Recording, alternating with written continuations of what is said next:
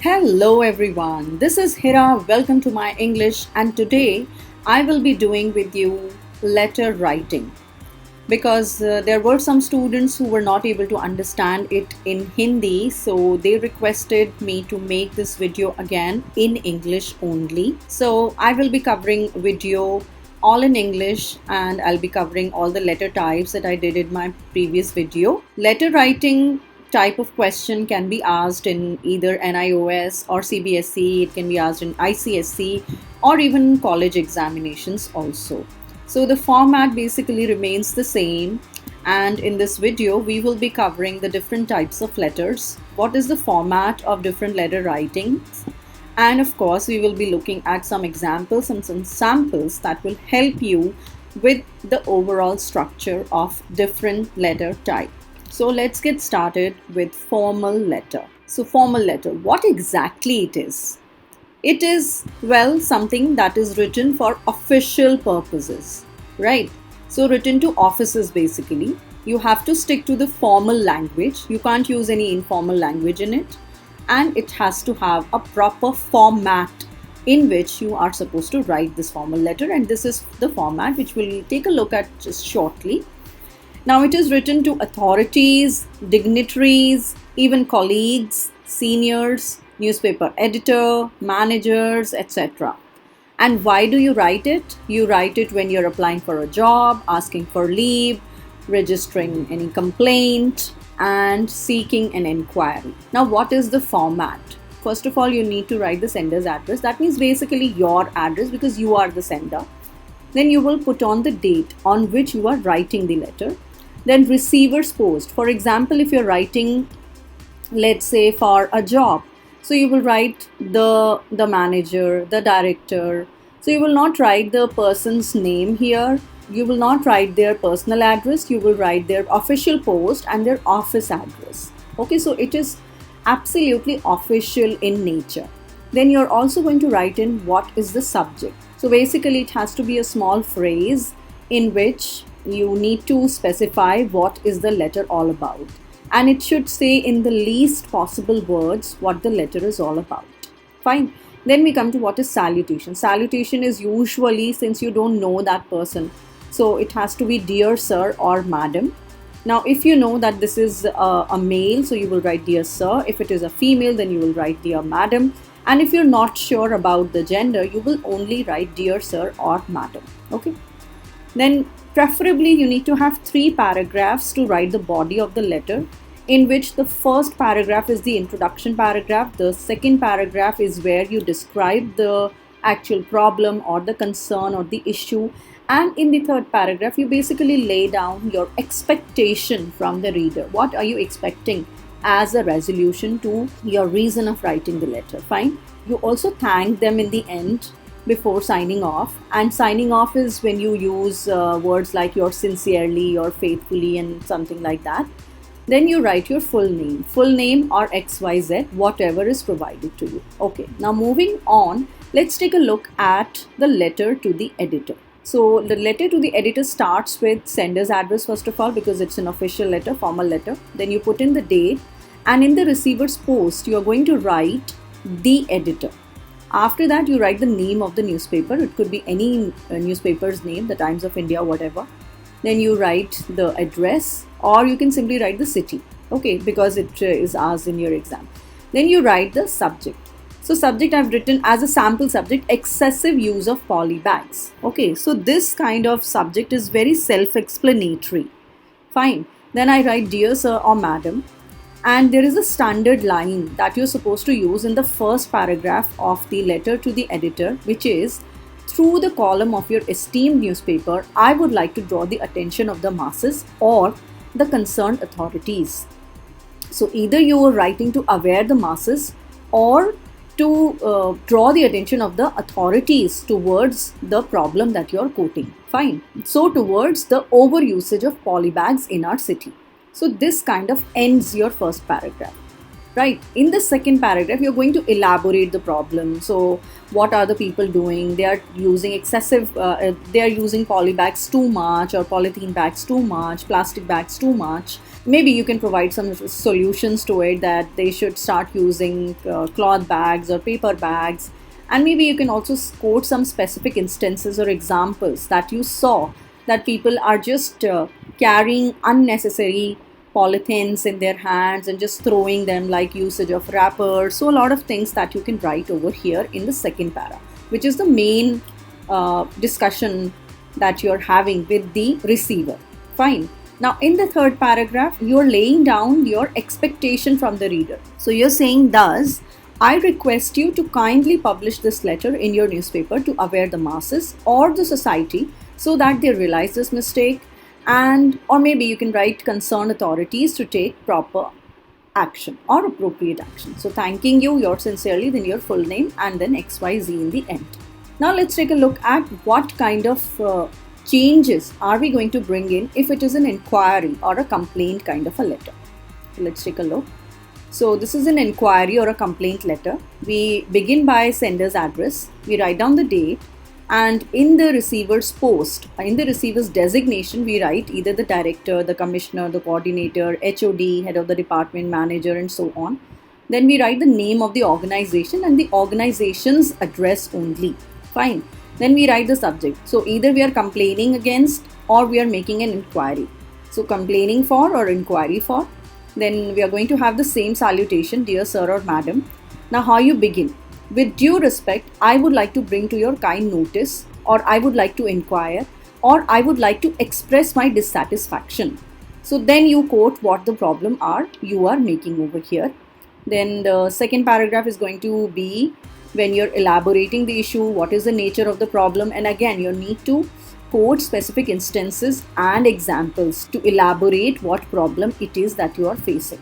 Finally, in the third paragraph, you're again laying down your expectation from the reader, in the sense that I request you to kindly take necessary action to solve this problem, or if it's an inquiry letter, send me the required information on my email address, or refund my money, or issue a replacement of the faulty product, right?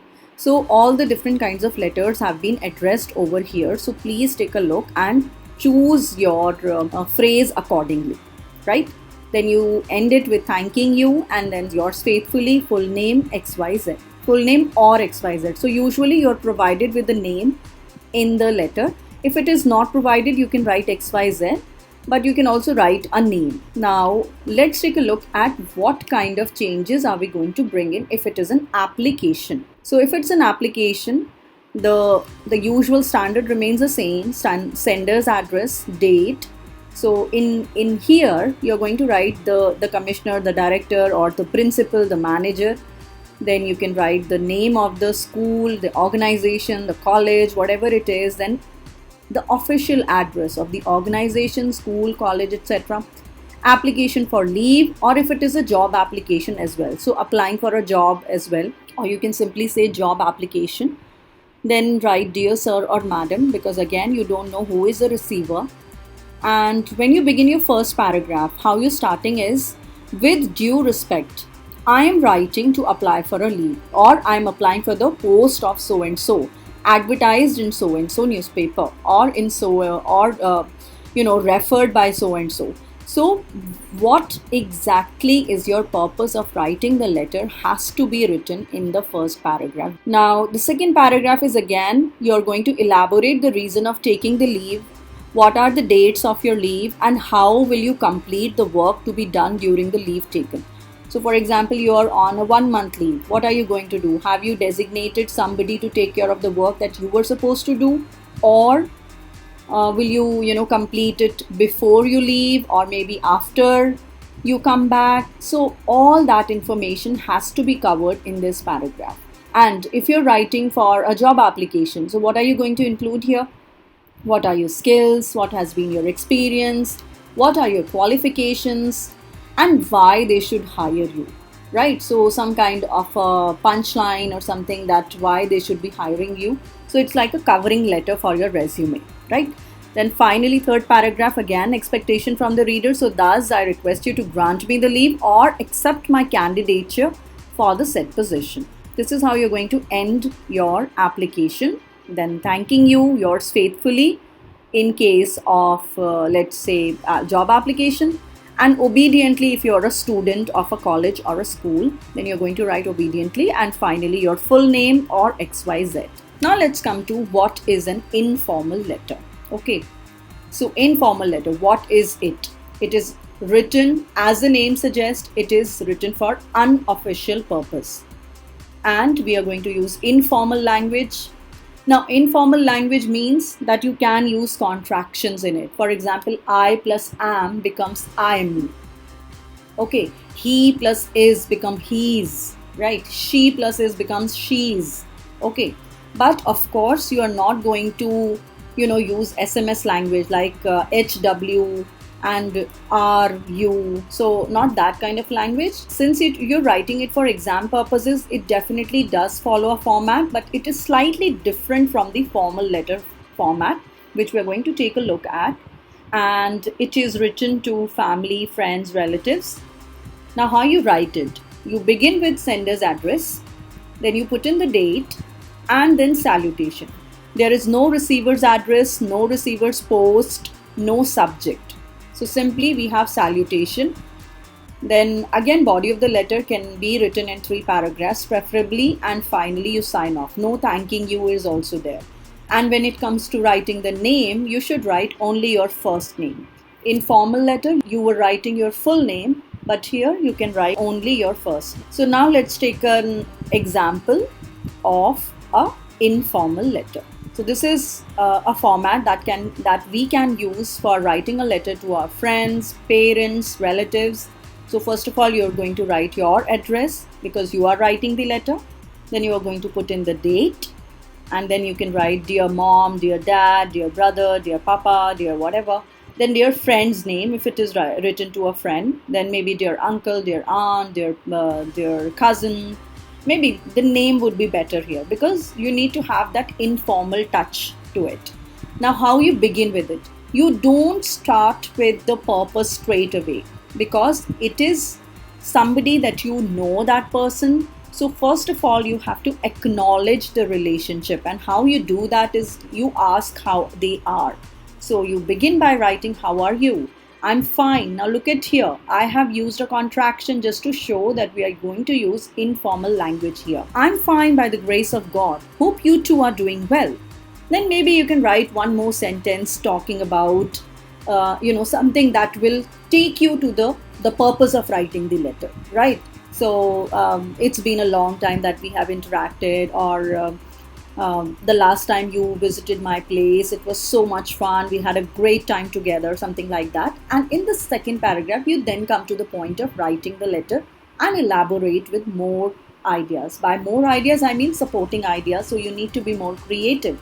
For example, you're writing a letter to your mom asking for money for your tuition fees, so you can tell that I know it is the month end, I've recently enrolled for a new tuition, and this teacher is really nice and she's been teaching me very well, so I really need to pay the fee in advance, so I want some money. Okay, so you need to be informal with your tone and your language of writing the letter, right? So elaborate with more ideas.